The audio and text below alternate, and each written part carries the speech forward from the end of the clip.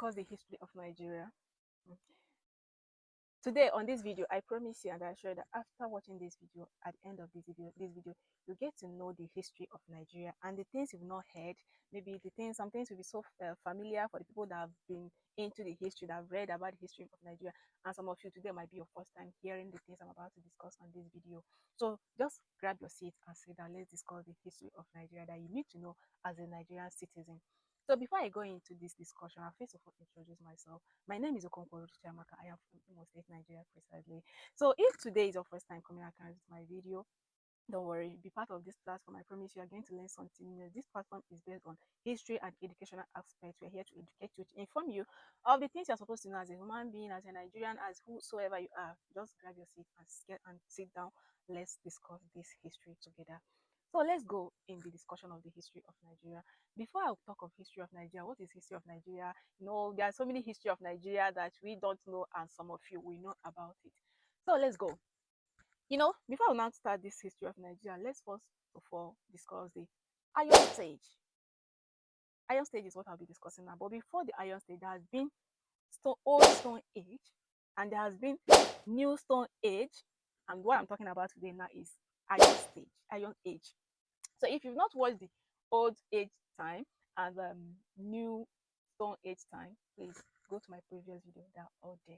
You're going to learn something new. You're going to be more educated. You're going to explore your knowledge. So that's why we're here. This platform is all about education, history, and all that. So at this end of the video, I'm going to assure you that you're going to learn something new. Let's go there. So on this Iron Age, I'll be starting from the history. I want to break it down to a layman understanding that even no matter how you're understanding, no matter how you understand things, after the end of the video, you got to understand everything I'm going to teach on this video. I'm going to detail it in a way that you understand every tip of this video. So let's go. I'll be starting from the Nok civilization era. Nok cultural civilization era. Who are these Nok? These Nok people, everything about them is so unique. They have been featuring in so many places, so many words, so many history and salt and all that.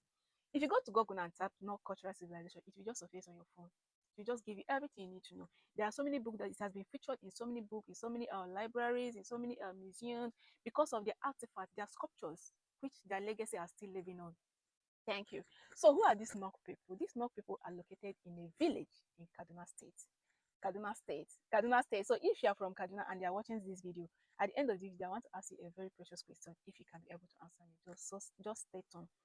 So let's talk about these Nok people. What makes these Nok people so unique, so exceptional, that they're being featured in the history of Nigeria? Because if they're not important, if they're not relevant, I don't think they should be in the history of Nigeria. For them to be in the history of Nigeria, there must be a major role they played in the history of Nigeria. So that's the major role that I'm about to discuss on this video. So number one that makes these people so unique is their form of technology. These people in question, they are farmers. They are farmers. So they have this technology because before the arrival of our colonial masters, when they arrived, they were so marveled by what they saw, because these people use their brain to invent or to produce their working tools, like in form of melting iron to produce their farming tools, such like hoe, cutlass, rake, shovel, and all that. So this is technology. So when you hear about technology, you know that technology has been in existence in this Africa, and Igbo people has also approved that these people are so unique in their technological way. You get it? So these people that have been in existence, they have been noticed through their technology, and in a history, they happen to be the earliest people to use iron in the sub-Saharan Africa. Do you know what it means? Yeah, these people are so unique. They have been the earliest people, because this was held from the 1500 BC to 500 DC. AD, sorry, from 500 AD, sorry. And before the discovering of these people, because our colonial master get to discover these people at the year of 1928, Gandhi research. So these people has been in existence, has been producing something like hoe, cutlass to enhance their farming aspect, their farming joint, to make it easy for them. So when the arrival of our colonial master, they get to discover that these people have been using technology. They call it technology because they use their brain to know that this is iron. What am I going to use this iron in order to be in another beneficial to me? That is why they are called the ironing age, the iron melting age. Have you seen where this name is gotten from? The iron melting stage, because they use iron to do so many things. So this is the aspect of their farming aspect, because these people are well known as a farmers. You get it? So let's go to their telescotters. This telescotters is a word gotten from Italian language. Is a word gotten from Italian language, which means baked earth. That gets yourself baked egg. Baked egg is the meaning of using a clay to build or to mold or to create a ceramic or sculptures to create art. So this is terracotta era. They have been using this thing, using iron and bronzes to melt it, to create, to mold. And their moldings is always like in form of human being's head, having tribal mark, having this kind of hairstyle that signifies Africa. And one thing that makes their art unique, they're not the only people creating art, they're not the only people molding things, creating things, but what makes them different is because each and every of their art have a story to tell. It signifies Africa, it tells a story.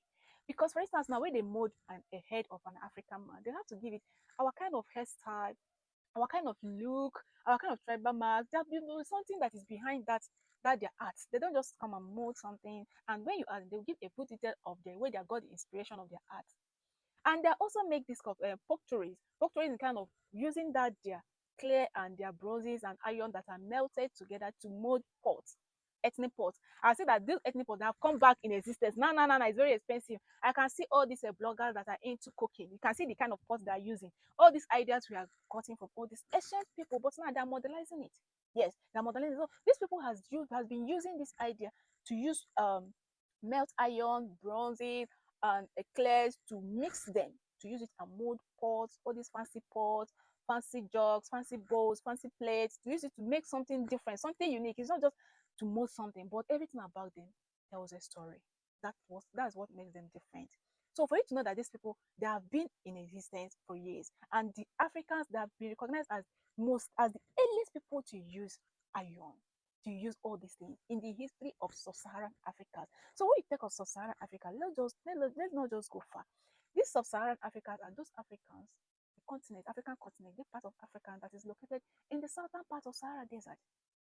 And in this Africa that is located in the southern part of Sahara Desert, they are classified or should I say divided into so many parts. Let's say we have the west, east, north, central, and south.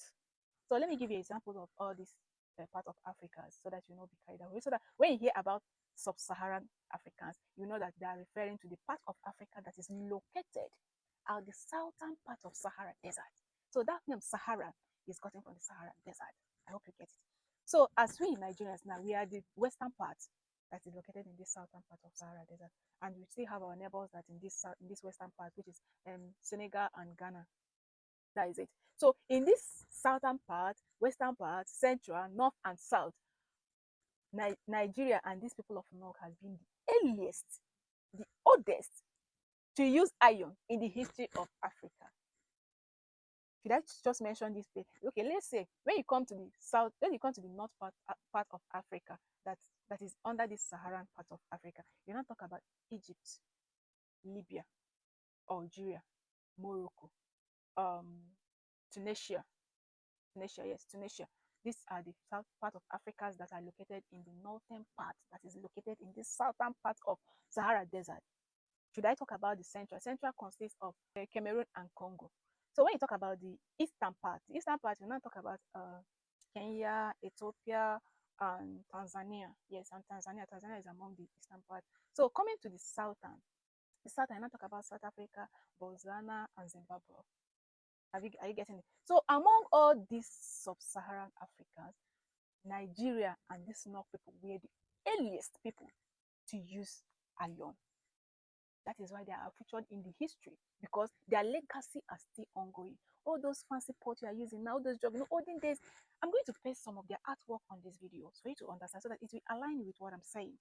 So these people have been known by their creativity, their sculpture, their terracotta, their melting, and all that. And all these things are all telling a story. So they great impact in the history of Nigeria. That's why they are being featured. If you can't remember these people, just remember them because of their art. If you cannot remember them because of their art, you remember them because of their technological aspect, by converting iron to whole, by using iron to create whole, cutlass, and their farming tools.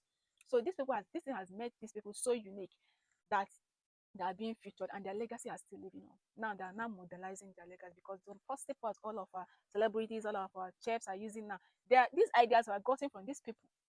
These ideas were gotten from these people. So disappearance are not yet known, because Nobody can give account where these people are now located. Although we know that they are this name Nok we are gotten from the village in Kaduna State. But these people in question right now, nobody can give account. They said they disappeared, some say they vanished. Nobody can just give account of these people called Nok at this present time. But even on top of their disappearance, their history, their legacy still continues. So I hope you learned something new on this video. I hope you grab some keywords on this video. And don't forget to drop any history that you want us to talk about on our next video. Drop it on the comment section. And if there's anything that you'd like to add to the ones I've said so far, should drop it on the comment section. And if you are living in Kaduna State, I want to ask you this lovely question. Have you heard anything about the Nok? Is there still existing village or community in the Kaduna State that is answering Nok? Please clear our doubts. You need to know. And thank you for watching. Don't forget to click on the follow button. Follow us for more stories like this. Thank you, and don't forget to share. I love you.